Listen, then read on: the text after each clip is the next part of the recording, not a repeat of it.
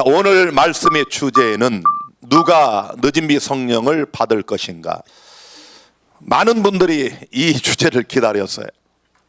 저에게 많은 분들이 문자로 목사님 누가 늦은 비를 받습니까? 이것 좀 말씀해 달라고 기다리라고 그래서 제가 자, 정말 누가 늦은 비 성령을 받을 것인가 오늘 말씀을 통해 상고합니다. 먼저 우리 지난 시간에 공부받은 말씀 계시록 13장 15절 저가 권세를 받아 그 짐승의 우상에게 생기를 주어 그 짐승의 우상으로 말하게 하고 또 짐승의 우상에게 경배하지 아니하는 자는 무엇이든지 다 죽이게 하더라. 역사의 마지막 있는 큰 환난의 때 있을 일입니다. 자, 이 말씀이 무엇을 의미하는지를 이전 시간에 제가 다 말씀을 드렸고, 말씀을 종합하면 여기 미국 대통령 트럼프와 프란치스코 로마 교황입니다. 자, 이 요한계시록 13장은 새끼양 같은 어린 양으로 묘사된 미국과 로마 교황권, 복합짐승으로 나타난 이 로마 교황권이 야합을 한다는 거예요. 그래서 이 정치와 종교의 야합으로 이 땅에 역사상 없었던 가장 큰 환난의 시대가 도래한다. 그런 말씀입니다. 아까 기억절에 경배하지 않으면 뭐 한다고요? 죽입니다. 이게 중세암흑 시대나 있었던 일 아닙니까? 과거 로마 교황권이 중세암흑 시대에 자기들에게 순응하지 않는 신실한 성도들을 이단 재판 등으로 수천만 명을 죽였습니다. 프란치스코가 며칠 전에도 그 얘기했어요. 자기들에게 일말의 책임이 있다 이 얘기를 분명히 했습니다. 로마 교황들이 다 이걸 인정합니다. 과거사를. 미국과 로마 교황권이 야합을 한다 해서 제가 좋은 사진을 하나 찾아냈어요. 여기 새끼양을 목에다 안고 있는 로마 교황 프란치스코. 계시록 13장은 어떻게 이렇게 잘 묘사하고 있는 사진입니까? 저 새끼양이 미국이에요. 미국을 등에 업고 온 세상에 피바람을 오게 하는 로마 교황권의 모습을 우리가 잘 볼 수 있도록 이런 사진이 있더라고요. 자, 그러면 종교 최강 세력인 교황권과 정치 최강 세력인 미국의 이 야합의 목적이 뭐냐? 언제나 역사를 보면 정치와 종교가 야합을 하면 거기에 무서운 핍박과 박해와 피바람이 있었어요. 자, 이 목적이 뭐냐? 계시록 13장 12절 이제 우리가 다 이미 공부했기 때문에 제가 가로로 쳐서 해석까지 합니다. 저가 새끼양 같은 미국이 땅과 땅에 거하는 자들로 처음 짐승 로마 교황권에게 경배하게 하니 땅에 거하는 자들을 미혹하며 땅에 거하는 자들에게 칼에 상하였다가 살아난 짐승 로마 교황권을 위하여 우상을 만들라 하더라. 그리고 15절에 짐승의 우상에게 경배하지 않으면 다 죽이는 이런 박해와 역사상 전무후무한 핍박 역사가 재현될 것을 성경은 예언하고 있다 그런 얘기입니다. 여기 트럼프 보세요. Make America Great Again. 무슨 말이에요? 이 트럼프가 한 말을 그대로 번역을 해놨어요. 그리고 물론 우리는 다시 미국을 위대하게 만들 것입니다. 위대하게. Great. 이런 표현을 종종 쓰는데 엘렌 화이트 선지자는 1909년 9월 31일자 리비언 헤럴드에 이렇게 예언을 했습니다. 하나님의 안식일을 짓밟히고 하나님의 안식일은 짓밟히고 거짓 안식일은 높임을 받게 될 것이다. 이를 휘엄령으로 인하여 제7일 안식일을 지키는 하나님의 백성들에게 큰 고통을 주게 될 사단의 계략이 성취됨으로 박해가 올 것이다.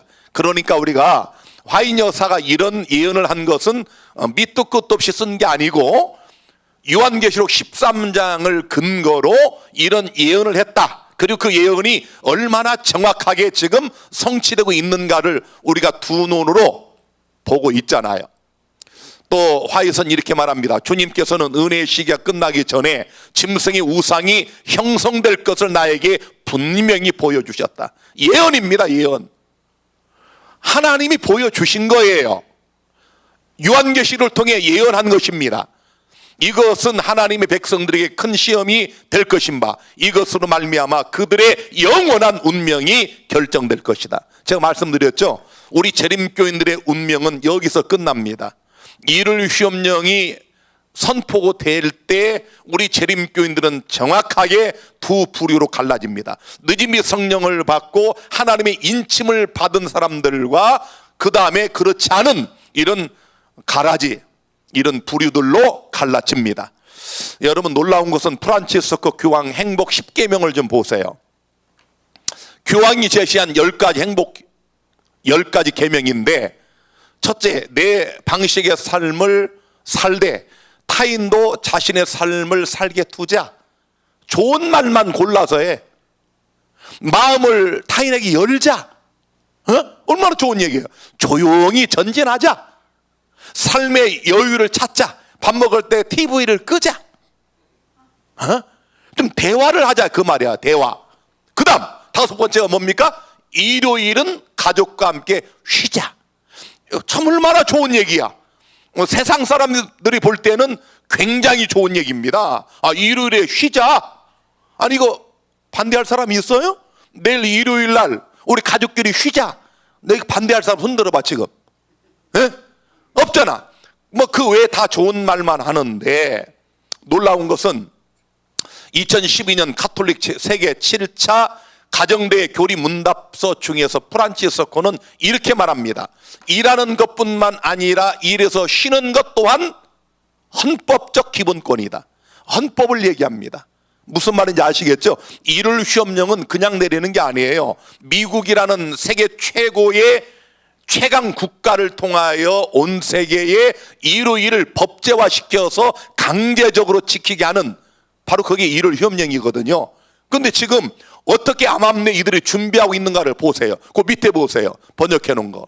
인간들은 상호 영적 교제를 위해 지음을 받았다. 그러므로 일요일은 그 쭉 제가 다 생략하고, 일요일은 기도를 위한 시간으로 바쳐져야 한다. 아시겠죠, 여러분? 그 다음에 보세요. 주의 날 일요일은 일에서 쉬는 날이며 시민사회 전체가 이것을 인식하기를 바란다. 교황이 하는 얘기입니다. 창조의 안식일, 즉 일요일은 한 개인에게 있어서나 한 가족에게 있어서 다시 한번 창조를 축하하는 날로 회복되어야 한다. 엘렌 화이트 여사는 여러분 1800년대부터 이와 똑같은 예언을 해놨다, 그 말이에요. 놀라운 일 아닙니까? 일반 개신교인들이 이게 뭔지도 몰라요. 그냥 그들이 주일이라고 예배 보는 일요일을 쉬자, 이날을 회복하자, 이날은 안식일이다, 이런 교황의 말에 그들이 얼마나 아멘을 하겠습니까? 또 여기 교황 프란치스코가 2014년 7월 5일에 이탈리아에서 있었던 미사 집전에서 이런 얘기를 합니다. 일요일에 일하는 것이 진정한 자유인지 우리 자신들에게 물어볼 때다. 왜 교황이 이런 얘기를 자주 하는지를 여러분이 눈치를 채야 된다, 그 말이에요.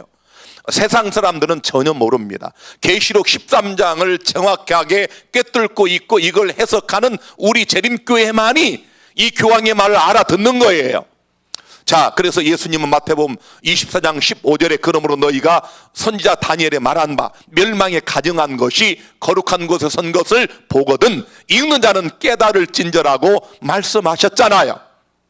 이 멸망에 가증한 것, 거짓 안식일이 거룩한 하나님의 안식일의 자리에 서는 것을 보거든 읽는 자는 깨달아라.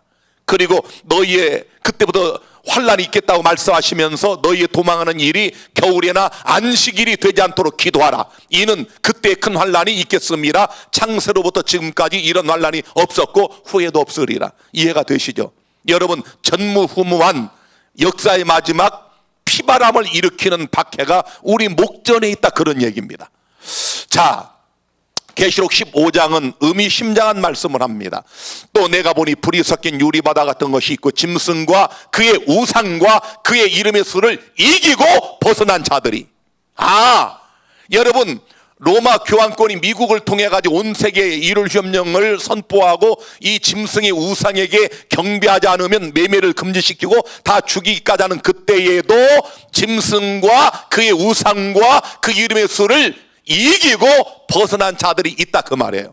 이들이 유리바닷가에서 하나님의 검문고를 가지고 하나님의 종 모세의 노래, 어린 양의 노래를 불러 가로되 이렇게 말씀을 했는데, 화해선 이 장면을 대쟁투 648페이지에서 이렇게 묘사합니다. 짐승과 그의 우상과 그의 이름의 수를 이긴 자들이 무리가 보좌 앞에 있는 수정같이 맑은 바다, 불이 섞인 유리바다, 하나님의 영광으로 찬란하게 빛나는 바닷가에 모인다. 우리가 구속받은 후에 여러분, 이 짐승과 그의 우상과 그 이름의 수를 이기고 짐승의 표를 받지 않은 이들이 그리스도 예수와 함께 하늘 보좌 앞에 있는 수정같이 맑은 바다. 저건 그냥 계시 중에 요한이 보고 쓴 그냥 글입니다. 얼마나 그게 묘사할 수 없는지 그냥 수정같이 맑은 바다, 불이 섞인 유리바다, 이런 찬란하게 빛나는 바닷가에 모인다고 그랬어요. 그러면 오늘 이제 말씀의 주제인 이 짐승의 우상을 이기고 승리한 이들이 누구냐? 바로 어젯밤에 제가 말씀드린 것처럼 계시록 7장과 14장에 그 신원이 공개되어 있습니다. 14장 1절에 또 내가 보니 어린 양이 시온산에 섰고 그와 함께 14만 4천이 섰는데 그 이마에 어린 양의 이름과 그 아버지의 이름을 쓴 것이 있도다. 어제 말씀드렸잖아요. 살아계신 하나님의 이는 어디 있다고? 하나님의 계명 안에. 그 계명 중에서 몇째 계명? 넷째 계명. 넷째 계명을 하나님이 기억하여 거룩히 지키라고 명령하신 이유가 거기 있는 겁니다. 오늘 우리는 이렇게 안식일을 지키지만 여러분, 이렇게 안식일을 기억하여 거룩히 지키는 이들에게만 하나님이 살아계신 하나님의 인을 그들의 이마에 친다는 사실을 기억하시기를 바랍니다. 자, 14장 3절에 저희가 보좌와 네 생물과 장로들 앞에서 새 노래를 부르니 땅에서 구속함을 받은 14만 4천 명 밖에는 능히 이 노래를 배울 자가 없더라. 왜 그럴까요? 화에서는 이렇게 설명을 합니다. 땅에서 구속받은 14만 4천 명은 하나님의 검은고를 손에 들고 어린 양과 함께 시온산에 선다. 많은 물소리도 같고 큰 대성도 같은 검은고 타는 자들의 그 검은고 타는 소리가 들린다. 그리고 그들은 보좌 앞에서 새 노래를 부른다. 그 노래는 14만 4천 명 외에는 아무도 배울 수 없는 노래이다.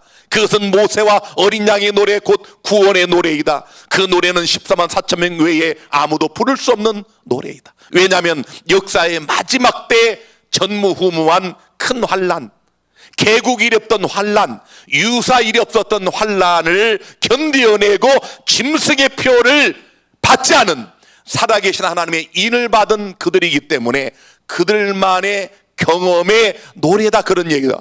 그런 얘기입니다. 왜냐하면 그것은 그들의 무슨 노래? 체험의 노래, 곧 다른 어떤 사람도 체험하지 못한 경험의 노래이기 때문이다. 여러분, 다윗이 쓴 시편 32편이라든지 51편 그 회개 시가 있잖아요. 그건 사실 노래입니다. 시편은 노래예요. 그냥 읽는 게 아니고 그 노래였다고요. 다윗이 노래를 부른 거라고요. 그것은 다윗 그 사람만이 부를 수 있는 경험의 노래라 그 말이에요. 아시겠어요? 다윗이 밧세바를 여러분 우리가 아시는 것처럼 취하고 임신시키고 그걸 감추기 위해서 그 남편을 여러분 전장에 내몰아 죽이잖아요. 이런 엄청난 죄를 짓고 난 후에 회개하고 그가 부른 노래가 그 노래예요. 그건 다윗과 같은 경험을 하지 않은 사람은 그런 시편을 쓸 수가 없어. 이해가 되시죠? 역사의 마지막에 어린 양의 노래, 새 노래, 구원의 노래, 모세의 노래를 부르는 이 14만 4천 명은 이게 체험의 노래예요. 곧 다른 어떤 사람도 체험하지 못한 경험의 노래이기 때문이다. 그들은 큰 환난에서 나오는 자들이다. 그들은 개국 이래로 그때까지 없던 환난의 시기를 지내고 야구의 환난을 견디어 하나님의 심판과 형벌이 마지막으로 내릴 때 중보자 없이 선 자들이다. 그러나 그들은 어린 양의 피에 그 옷을 씻어 희게 하였으므로 구원을 얻은 자들이다.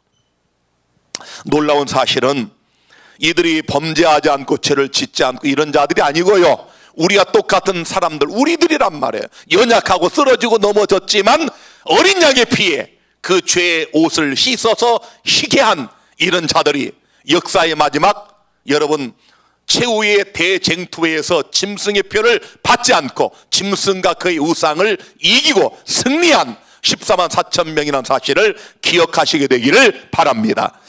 오늘 이제 말씀의 본문으로 들어갑니다. 자, 많은 사람들이 궁금해하는, 그렇다면 이 늦음이 성령을 과연 누가 받을 것인가? 누가 늦음이 성령을 받아가지고 역사의 마지막 이 환란의 때를 견뎌낼 수 있을까? 첫째로, 늦음이 성령을 간구하는 사람에게 늦음비는 임합니다. 누가복음 11장 13절에 예수님 말씀하십니다. 너희가 악할지라도 좋은 것을 자식에게 줄 알거든 하물며 너희 천부께서 다 같이 구하는 자에게 성령을 주시지 않겠느냐? 누구에게 성령을 주십니까? 구하는 자에게 주셔요. 여러분, 그러므로 날마다 기도하실 때 늦은비를 위하여 기도하시기를 바랍니다. 제 기도 중에는 한 번도 이게 빠지지 않아요. 여러분, 늦은비를 구하지 않으면 여러분이 늦은비를 받을 수가 없어요. 이해가 되십니까? 여기 사도행전 1장 13절부터 봅니다. 오순절 마가의 다락방에서 그들이 어떻게 성령을 받았는가?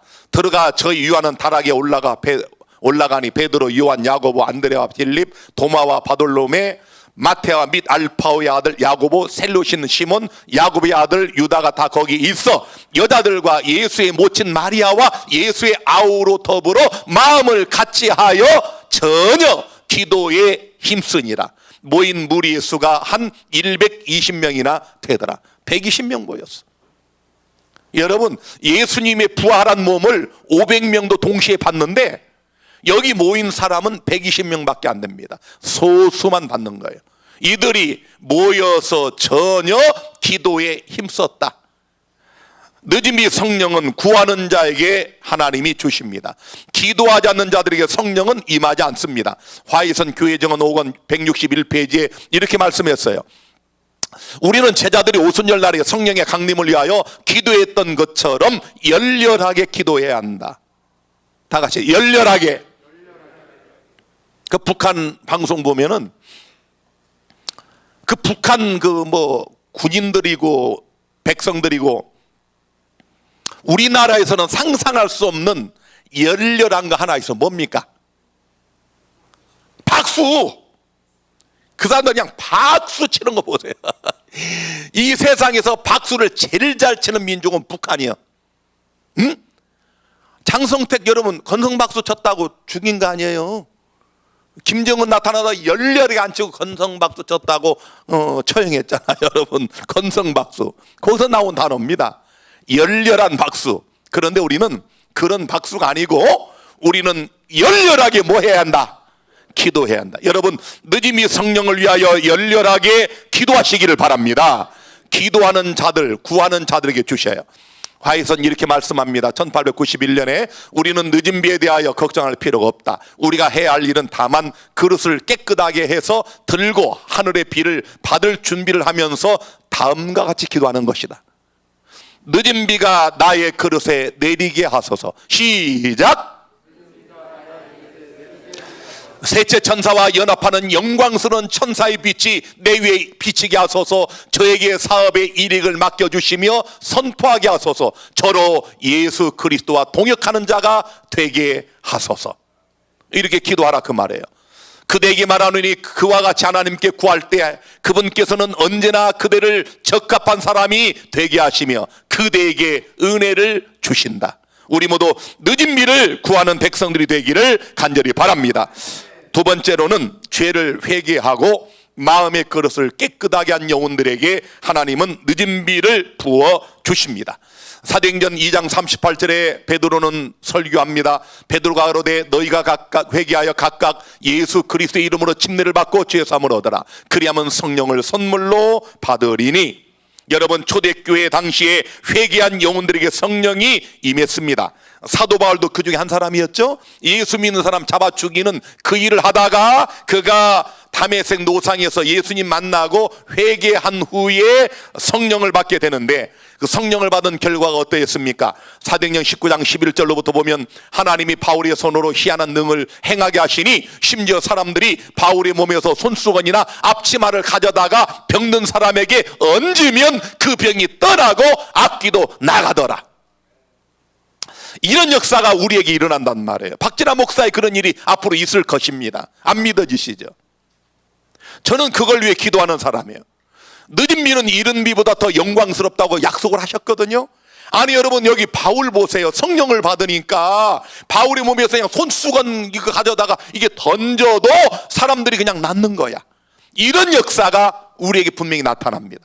자, 여기 화이트 부인은 마지막 날 사건들에서 189페이지에서 이렇게 말씀합니다. 우리 하늘 아버지께서는 세상의 부모들이 저희 자식들에게 좋은 선물을 주고 싶다는 그 이상으로 당신께 구하는 자들에게 성령을 주시려고 하신다. 얼마나 놀라운 약속이에요.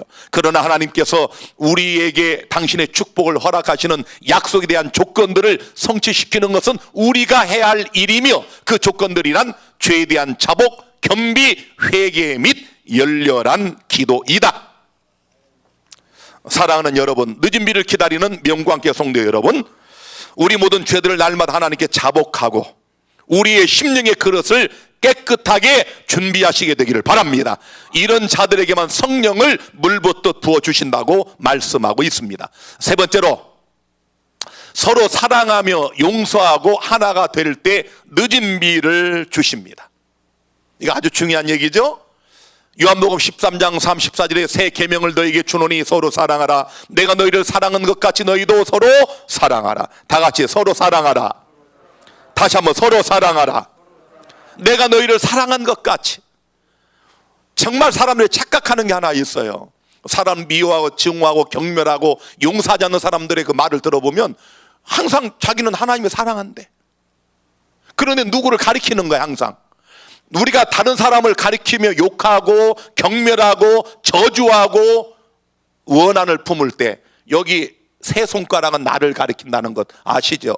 여러분, 아무리 중한 죄를 지은 사람일지라도 우리에게는 정죄할 권리가 없습니다. 여러분, 그 정죄하는 사람은 윤리적으로 깨끗한 사람이라고 합시다. 그러나 그 사람이 범죄하여 죽을 사람을 손가락질할 때 이 사람은 그 사람이 지은 죄보다 더 큰 죄를 짓는다고 예수님이, 성경에 하나님이 수도 없이 말씀하셨다 그 말이에요. 가장 무서운 죄가 정죄하는 죄입니다. 내가 너희를 사랑한 것 같이. 어떻게 사랑을 받으셨어요? 우리는 그러잖아요. 나도 그래요. 나는 어떤 죄를 져도 주님이 용서한다는 생각은 늘 가져.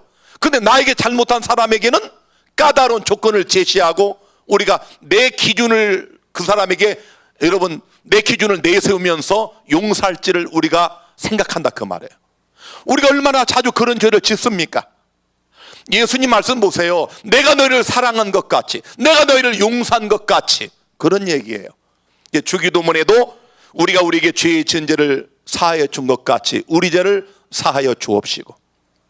여러분이 예수님께 용서받은 증거는 여러분이 형제자매를 용서하고 사랑할 때 나타나는 겁니다. 여기 화이선 리비엔드 헤랄드 1896년 10월 6일자 이렇게 말합니다. 늦은 비를 부어주실 때 교인들의 시기, 악한 비방, 험구 등을 벗어버리기까지는 전체로서 교회가 이것을 받을 수 없을 것이다. 이러한 죄들을 품는 자는 사랑의 복된 경험을 갖지 못한다. 이 세상의 가장 큰 기적은 용서의 기적입니다. 사랑하는 거예요. 서로 용서하는 거예요. 아무리 상대가 큰 죄를 졌을지라도 예수님이 나를 사랑하시고 용서한 것처럼 내가 그걸 경험했다면 그 사람을 용서하는 겁니다. 이런 자들에게 성령이 임한다고 말씀하고 있어요. 1890년 10월 6일자 계속 읽겠습니다. 주께서는 사람들이 서로 상대방에 대하여 취하는 태도로서 그분께 대한 그들의 사랑을 시험하고 확증하신다. 이보다 더 정확한 말씀이 어디 있습니까? 여러분들이 하나님을 사랑한다고 고백하시잖아요. 어떤 사람 보면 교회에서 날마다 싸우고 서로 알력 갖고 말도 안 하고 살면서도 그 사람 물어보면 하나님 사랑한대. 여기 말씀하시잖아요. 하나님은 여러분들이 형제자매를 대하여 취하는 태도로서 하나님께 대한 여러분의 사랑을 시험하고 확정하신다. 그리스도께서는 우리에게 새 계명을 너에게 주노니 서로 사랑하라고 말씀하셨다.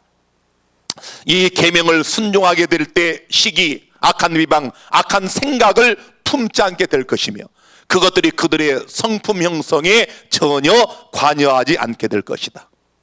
여러분, 마귀 보셨어요? 마귀 본 사람 있습니까? 마귀는 사람을 통해 나타납니다. 여러분이 악한 시기와 악한 비방과 악한 생각을 품으면 꼭 마귀예요. 마귀가 그 안에 웅크리고 있는 거예요. 다른 거 아무것도 없습니다. 우리가 어떤 죄를 졌을지라도, 넘어지고 자빠졌을지라도 형제를 사랑하고 용서할 때 거기에 성령이 임하시고 하나님이 기뻐하시고 거기에 사랑이 움트고 영혼 구원의 역사가 시작이 되고, 여러분, 이런 시기와 비방과 악한 생각을 우리 마음에서 내어 쫓으시고 다시 한번 서로 뜨겁게 사랑하고 용서하셔서 우리 느지미 성령을 받게 되기를 간절히 바랍니다.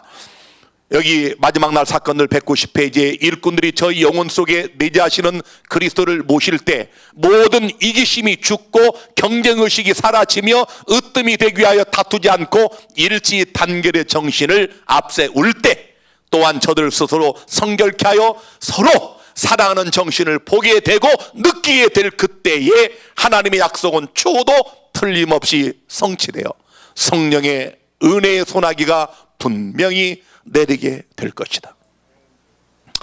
현실을 보면 녹록지 않습니다. 우리 이런 말씀 듣고 아멘 하지만 정말 제가 목회하면서 느끼는 거지만 이렇게 보면은 이 전체의 단합과 연합을 깨트리는 그런 마귀짓을 하는 사람들이 끊임없이 나타나요. 어느 한 사람이 몇 개월 동안 그렇게 속을 썩이고 그렇게 하다가 이 사람 회개에 좀 돌이키면 또 다른 사람이 또 그 짓을 하고 마귀가 계속 돌아다녀. 이게 보여, 그냥 눈에. 영의 눈이 아니고 사람의 눈으로 보여요. 생각해 보세요. 우리 몇 안 되는 우리 명강교인들이 서로 미워하고 서로 증오하고 용서하지 않고 악한 마음을 품고 거기에 성령이 임하시겠습니까? 아니, 생각해 보시라고. 여러분이 우리가 믿음으로 구하고 약속된 게 있잖아요. 아니, 무슨 내가 누가 달라 한 적도 없어. 하나님이 기이한 손길을 통해 우리에게 약속하셨어. 그런 놀라운 은혜가 어떻게 주어질까요? 우리가 연합할 때, 우리가 하나가 될 때, 우리가 정말 서로 용서할 때. 여기 지금 오순절 마가의 다락방에 그들이 성령을 받은 역사가 우리에게 예시되고 있잖아. 여러분, 이들이 누구였습니까? 예수님 십자가에 운명하실 때까지도 여러분 서로 싸우던 사람들이에요.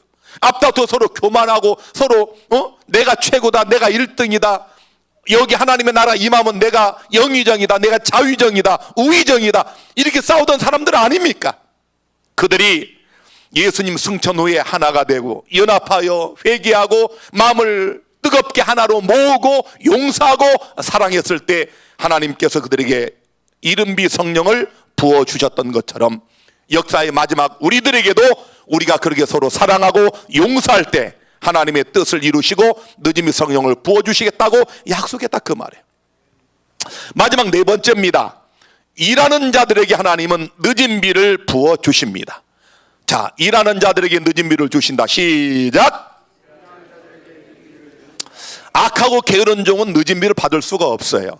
마태복음 24장 44절부터 보면 이러므로 너희도 예비하고 있어라. 생각지 않은 때 인자가 오리라. 충성되고 지혜 있는 종이 되어 주인에게 그 집 사람들을 맡아 때를 따라 양식을 나눠줄 자가 누구뇨?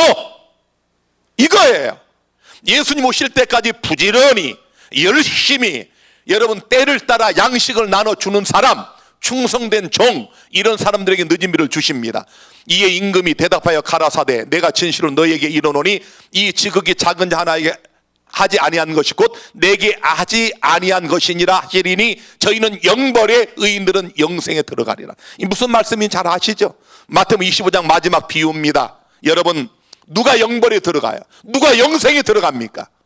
여러분 가만히 생각해 보시라고. 제가 어제도 저와 같이 이렇게 수년을 지내던 김종목 형제가 돌아가시고 그 중환자실에 시신을 이렇게 모시고 나와서 또 장례식장에 와가지고 안치실에 안 이렇게 넣는 걸 제가 볼 때, 저는 장례식을 1년에 너무 많이 치르잖아요. 이걸 볼 때마다 참 많은 생각을 하는 거야. 나도 그렇게 된단 말이에요. 예수님 더디 오시면 여러분 우리 모두가 그런 운명에 처해지는 거예요. 죽으면 다 끝나는 거예요. 그때까지 우리가 영생이냐 영벌이냐 이게 결정되는 거예요. 우리가 어디에 들어갈까요? 여러분, 지극히 작은 자 하나의 한 사람과 예수님께 한 것처럼 한 사람과 하지 아니한 사람, 이것이 운명을 가르는 거예요. 지극히 작은 자가 누군지 제가 수없이 설명했어요. 어린아이가 아니에요. 어린아이 취급을 받는 사람들입니다. 사람들에게 사람 취급받지 못하는 사람들, 그런 사람도 사랑하라 그 말이에요. 예?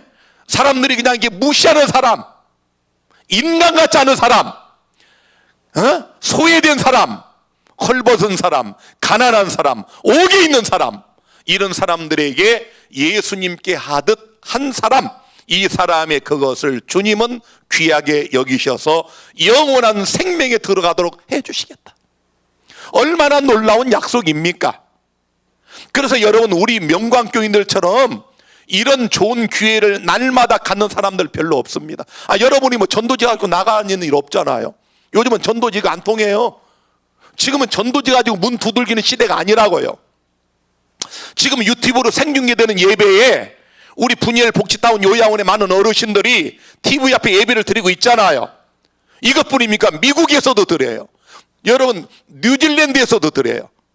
얼마 전에 뉴질랜드에서 전화가 왔어. 뉴질랜드. 여러분, 우리가 지금 이 유튜브 생중계 이거 공짜야. 나는 유튜브 이거 누가 만들었니 너무 고마워. 이 사장님 좀 만나고 싶어. 아니, 이런 걸 여러분, 이거 진짜 돈 내고 하려면 한 번에 이게 수십만 원 내야 될 텐데 공짜로 하나님 역사의 마지막에 이런 놀라운 은혜를 주셔서 박진아가 여기 경기도 안성에 설교하고 있는 이걸 지금 전 세계 누구든지 다 생방송으로 여러분 보고 들을 수 있다 그 말이에요. 역사의 마지막 늦은 비 운동은 제가 볼 때 미디어입니다. 하나님이 순식간에 비상한 조처를 통하여 하나님의 역사를 이룰 때 여러분 그 일은 미디어를 통해 이루어져요. 제가 볼 때 그래요. 그냥 순식간에 미국이든 뉴질랜드든 뭐 아프리카든 다 여러분 예배 드릴 수 있잖아요. 제가 늦은 비 성령을 충만히 받으면 제가 말씀드리지만 저는 한국말로 설교해도 이 말이 천하 각국의 사람들이 각자의 나라 말로 알아듣는 역사가 재현된다 그 말이에요. 하나님이 약속하시. 나는 그걸 믿습니다. 자, 여기 보세요. 리벤 헤랄드 1890년 2월 25일자에 무기력하고 활동하지 않는 그리스도인들에게 결코 늦은 비 성령이 임하지 않을 것이다. 아시겠어요? 우리 여러분들은 그냥 엎어지면 손 닿을 곳에 이런 영혼들이 많아. 응? 여러분이 지금 뭐 밖에 나가 전도지 뿌리고 이런 일을 못 하잖아요.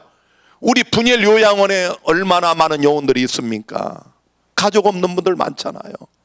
우리 지금 오순의 어머님이 그 남편 임강희 어르신 돌아가시고 한 달에 한 90여만 원 받는 그 원호비 국가에서 주는 그 돈에서 10만 원씩을 꼬박꼬박 떼가지고 우리 가족 없는 분들에게 대접하고 있잖아요.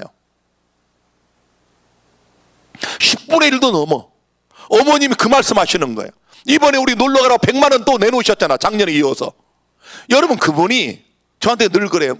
원장님, 나는 갈 때 아무것도 남기지 않겠다는 거예요. 시신도 기부해놨어. 지금 미리 시신도 나한테 그걸 지금 유언을 해놓으셨는데 이건 비밀로 합시다. 제가 그 유언은 안 들어드리려고 그래. 그 시신 여러분 또 양도하면 대학병원은 가지고 가고 또 뭐 가지고 오고 복잡해요. 그리고 시신 그거 요즘 너무 많이 남아 돌아가지고 얼마 전 뉴스 보셨죠? 시신 기증한 것이 마치 무슨 쓰레기 버리듯 그렇게 방치하고 있다는 거예요. 그런데 나는 오순 어머님을 보면서 야, 어떻게 저런 마음을 가질 수 있을까? 우리 여러분, 지극히 작은 자 하나의 한 것이 곧 내게 했다고 주님은 말씀하십니다. 우리 예수님이 직접 드신 비유예요. 옥에 있는 자들에게 가보라는 거예요. 옥에 있는 사람들은 얼마나 나쁜 사람들이에요. 우리 최환철 선생이라고 삼육대학 선생 전에 와서 한번 강의 한번 했죠. 나하고 형님 아우하는 제 카페에 자주 오시는 우리 그분은 20몇 년째 감옥에 있는 무기수에게 편지를 보내고 면회를 가고 그다음 사식을 넣어주고 그래요. 아무나 못하는 거예요. 20몇 년째 무기수입니다. 살인죄를 저질러 가지고 들어가 있는 이런 사람들에게도 주님은 사랑을 나눠주라고 그랬어요. 아니 생각해 보시라고 여러분. 아니 이런 옥에 있는 이런 살인자들에게도 이런 정말 연쇄 살인범들에게도 사랑을 나눠주라고 했는데 우리들이야 오죽하겠습니까? 우리가 서로 용서 못할 죄가 어디 있어요? 주님 그 말씀하시는 거예요. 자, 무기력하고 활동하지 않는 사람에게는 늦은 비는 결코 임하지 않습니다. 늦은 비는 증가할 목적으로 주신 것으로 자기의 능력을 다하여 하나님의 사업에 적극적으로 참여할 자들에게만 성령은 부어줄 것이다. 부어질 것이다. 자, 교회들이 살아서 일하는 교회들이 될 때 성령께서 그들의 신실한 간구에 응답으로 임할 것이다. 이해가 되시죠? 여러분, 우리가 열심히 일하고 열렬하게 하나님을 위하여 일하고 지극히 작은 자들을 위하여 일할 때 하나님은 우리의 간구의 응답으로 늦음이 성령을 부어주신다고 말씀하고 있습니다. 오늘 마지막 말씀 다 같이 한번 읽겠습니다. 마태복음 24장 14절 시작. 이 천국 복음이 모든 민족에게 증거되기 위하여 온 세상에 전파되리니 그제야 끝이 오리라. 이 말씀의 성취는 늦은 비밖에 없습니다. 늦은 비 성령이 임해야 이 천국 복음, 특별히 우리 재림교회가 증가하는 이 새천사의 기별이 모든 민족에게 증거될 수가 있어요. 그래야 드디어 끝이 온다고 성경은 말씀하고 있습니다. 오늘 다시 한번 하나님께서 우리에게 주신 말씀을 기억합시다. 우리가 늦은 비 성령을 충만히 받기 위하여 날마다 늦은 비 성령을 간구하는 자들이 되기를 바라고, 두 번째로 죄를 회개하고 마음을 깨끗하게 하여 늦은 비를 받는 우리 교인들이 되기를 바라고, 세 번째로 서로 용서하고 사랑하며 이해하고 그래서 늦은 비 성령을 받게 되기를 바라고, 마지막 열심히 일하는 자들이 되셔서 아무쪼록 우리 중에 역사의 마지막 늦은 비의 성령을 충만히 받고 여러분 14만 4천 명의 무리에 가담하여 이 땅의 영광 중에 재림하시는 예수 그리스도의 그 모습을 우리 육안으로 살아서 친히 보는 놀라운 특권을 갖게 되기를 간절히 바랍니다.